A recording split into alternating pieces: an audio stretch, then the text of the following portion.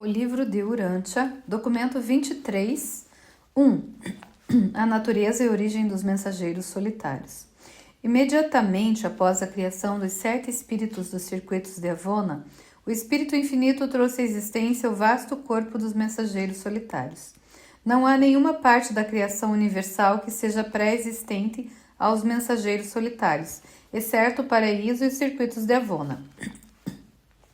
Eles têm funcionado por todo o grande universo durante quase toda a eternidade.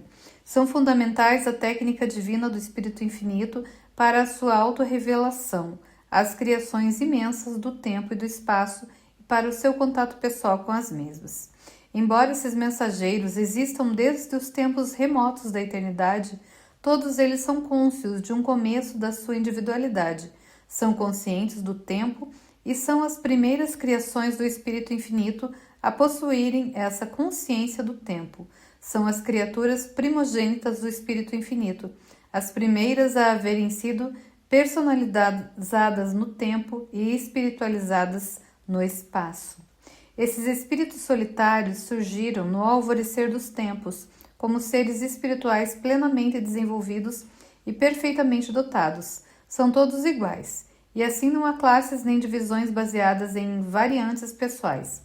A classificação deles é fundada inteiramente no tipo do trabalho para o qual são designados, de tempos em tempos.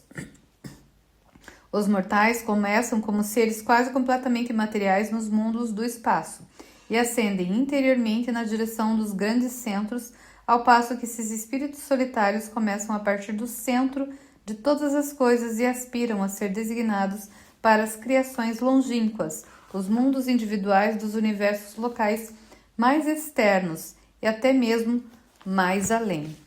Embora denominados mensageiros solitários, eles não são espíritos solitários, apenas gostam verdadeiramente de trabalhar sozinhos e são os únicos seres em toda a criação que podem apreciar e apreciam muito uma existência solitária, embora gostem igualmente de relacionar-se com as poucas ordens de inteligência do universo com as quais eles podem confraternizar. Os mensageiros solitários não estão isolados no seu serviço, estão constantemente em contato com as riquezas do intelecto de toda a criação, pois são capazes de fazer escuta em todas as transmissões dos reinos da sua permanência. Podem também se intercomunicar com os membros do seu próprio grupo imediato, aqueles seres que estão fazendo o mesmo gênero de trabalho, no mesmo superuniverso. Eles poderiam comunicar-se com os outros da sua numeração, mas receberam ordens do Conselho dos 7 Espíritos Mestres de não o fazer, e como são um grupo leal, não desobedecem nem falham. Não há registro de que um mensageiro solitário haja sequer uma vez tropeçado e caído na escuridão.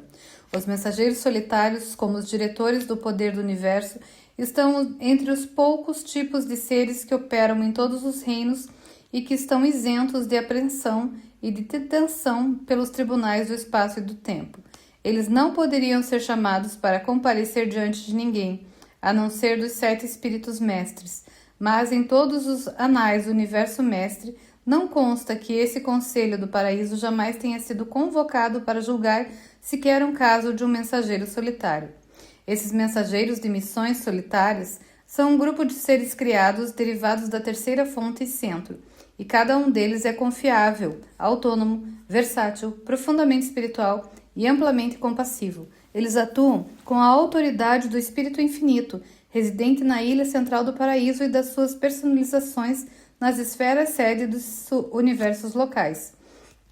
Eles compartilham constantemente o circuito direto que emana do Espírito Infinito, até mesmo quando funcionam nas criações locais, sob a influência imediata dos espíritos maternos dos universos locais. Há uma razão técnica pela qual os mensageiros solitários devem viajar e trabalhar sozinhos, por períodos curtos, e quando em postos fixos eles podem colaborar incorporados em um grupo, mas, quando assim reunidos, eles são totalmente cortados da sustentação e da direção do seu circuito no paraíso e ficam inteiramente isolados. Quando se encontram em trânsito ou quando operam nos circuitos do espaço e nas correntes do tempo, se 2 ou mais dessa ordem estiverem em estreito contato, ambos ou todos são lançados fora da ligação de contato com as forças mais elevadas que circulam. Eles estão como que um curto-circuito, para usar a vossa linguagem, de símbolos ilustrativos. Por isso eles possuem inerentemente em seu interior um poder automático de alarme, um sinal de advertência que opera infalivelmente para preveni-los de conflitos que possam advir, poder esse que atua sempre e sem falta, mantendo-os separados o suficiente para que nada interfira no funcionamento próprio e eficaz de cada um. Eles também possuem poderes inerentes e automáticos de detectar e indicar a proximidade tanto dos espíritos inspirados da Trindade quanto dos ajustadores do pensamento divinos. Esses mensageiros não possuem nenhum poder de extensão de personalidade nem de reprodução. Contudo, não há praticamente nenhum trabalho nos universos no qual eles não possam engajar e para o qual eles não possam contribuir com algo de essencial e de ajuda. Em especial, fazem grandes economias de tempo para os administradores dos assuntos do universo e nos assistem a todos nós, do mais elevado ao mais baixo.